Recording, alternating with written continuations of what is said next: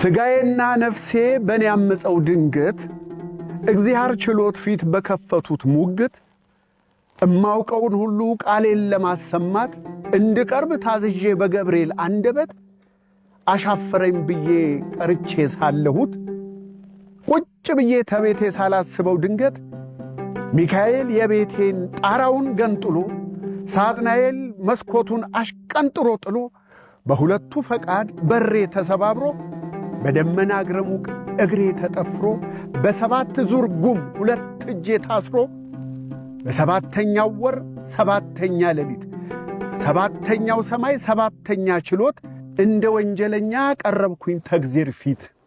ሚካኤል ቀኝ እጄን ሳጥናኤል ግራውን ክንድና ክንዴ ላይ ጨመደው ይዘውኝ ተዚያው ተችሎቱ ሰማይ ላይ ተክለውኝ እንደ ተማከሩ ሁለቱም ባንድ ቃል እግዚአብሔር ይመስገን ይኸውና ቀርቧል አሉና ለእግዚአብሔር ወደ እኔ ጠቁመው በማላውቀው ቋንቋ እርስ በርስ አውርተው ሚካኤል ወደ ቀኝ ያኛው ወደ ግራው እኩል ሰባት እርምጃ ተራምደው ቆሙ በተጠንቀቅ ፊት ለፊት ተፋጠው።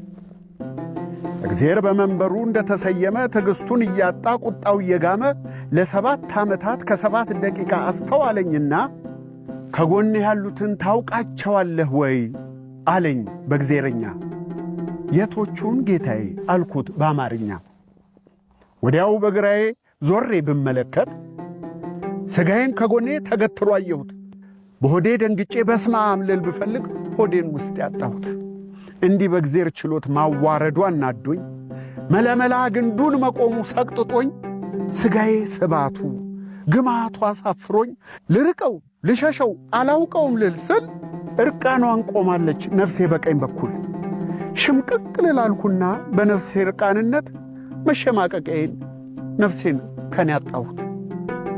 በግራ ሥጋዬ በቀኝ ነፍሴ እኔ መሃል ሆነን ሰባተኛው ሰማይ ሰባተኛው ችሎት የቀረብንበትን ገብርኤል እንዲያስረዳ ጉዳዩን በዝርዝር በችሎቱ ዳኛ ታዘዘ በእግዚአብሔር። ከተቀመጠበት ገብርኤል ተነሳና ከሰማይ የሚበልጥ ሰማያዊ መዝገብ ገልበጥ አረገና አንገቱን አቅንቶ ችሎቱን ቃኘና ያን የሰማይ ዶሴ እያገላበጠ ጉዳዩን በዝርዝር አብራርቶ ገለጠ።